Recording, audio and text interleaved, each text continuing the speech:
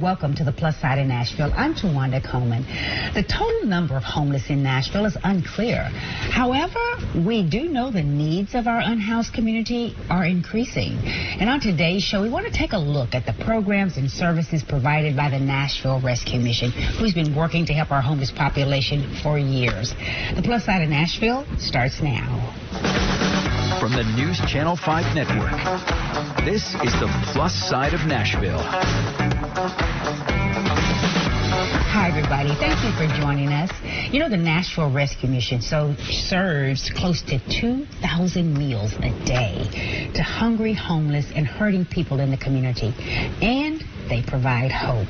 Here to talk more about that is Nashville Rescue Mission's Vice President of Development, Cheryl Chunn. Welcome, Cheryl. Thank you, Tuwanda. Thank you for being here. The Nashville Rescue Mission is one of those nonprofits that's near and dear to my heart and all of us here at News Channel 5. You do such amazing work. Thank you. And Nashville Rescue Mission has been doing this since 1954, I think. Correct. A long time. A lot of people are celebrating the growth of Nashville and all the big skyscrapers we're seeing, but how has this affected the homeless population? You know, we've seen our numbers go back up. When COVID hit, the numbers went down, but we're back up to those numbers again, over 800, almost 900 men, women, and children that we see and house every day. The big increase has been in families. We have the women and children over on the men's campus as we build the new women's campus, and typically we can have about 16 families, but we've had 25 families, and so we've really had to make some adjustments and getting these families in. Some of them were sleeping in their cars, and now as the weather gets colder, they do come in, and we're grateful for that. Mm-hmm. We want them to be in a safe, warm place. That is so important, the shelter that you guys provide, both in, all year long, when it's hot outside in the summer and when it's so cold in the winter. And I want to talk a little bit more about those services that you provide, because I think a lot of people think the Rescue Mission, you do provide shelter, you provide food, but there's programs and so many other things that you provide, toiletries and that sort of thing. Mm-hmm. So when someone comes to Nashville Rescue Mission looking for help, talk about the services that you can provide them. Sure. Everyone that comes through our doors gets to see a case manager, and that case manager starts by asking some questions. How did you get here? What do you need? Sometimes it's just they need a bus ticket to go to a family member's home. We provide those types of services. But, meals, bed, clothing, showers, those are all, the needs that someone might come in with.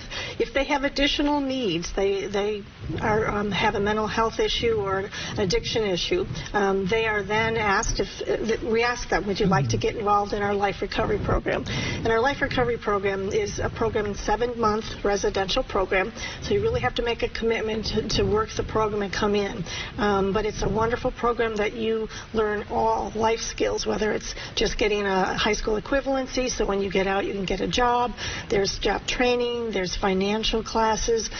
We have certainly our spiritual nature, the Christ-based program, and so we have people that come from all over the U.S. for our Life Recovery Program. It's been a long-standing program, and the word of mouth is out there. And so when I came, I just expected folks just to be from the Southeast, but oh my gosh, there was a gentleman there from Alaska last year. So we have a really great reputation of helping people get help and get back on their feet again. Yeah, because that's your ultimate goal. Yes. We want to see these folks who may come in homeless, but then ultimately they found a place to live. Right.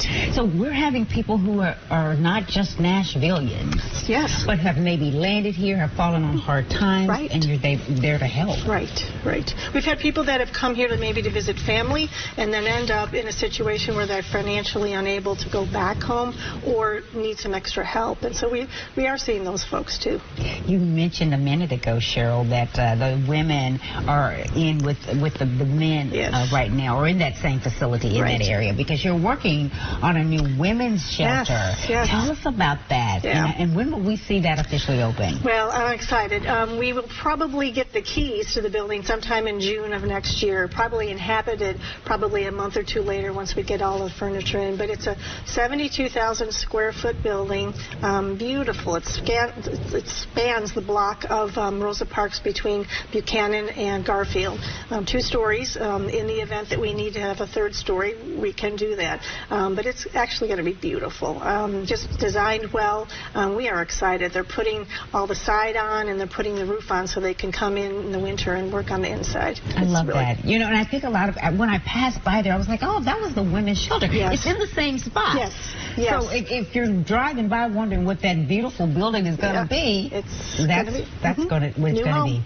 And so that's where women are able to stay with children. Correct. Because that's important to know, because not all homeless people are just single. Right. And, you know, I think the other service that we realize we're missing is intact families.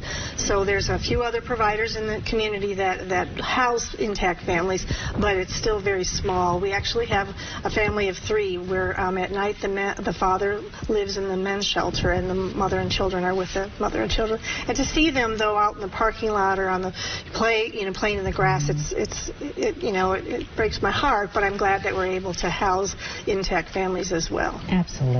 Well, I know as we get closer to the holidays and a lot of people, they start to see the different public service announcements that we run on News Channel 5 and that we see throughout the air, because we know holidays are a special time and we want to make those special for everybody.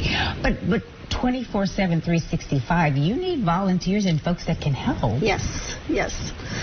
Talk a little bit about that meal, because I've served and have been so fortunate to be able to, make eye contact with these people who just seem so pleased that we're there to help serve them.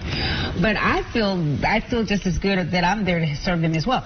But the meals that you provide them are unlike anything that you might expect. They're a full Thanksgiving meal. Yes. Thanksgiving. Yes.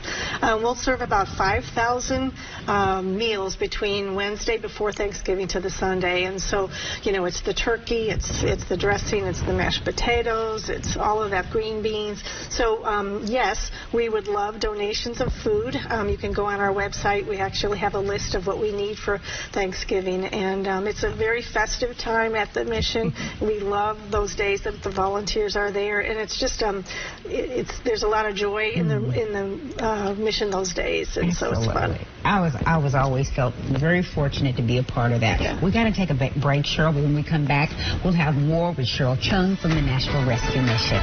Stay with us.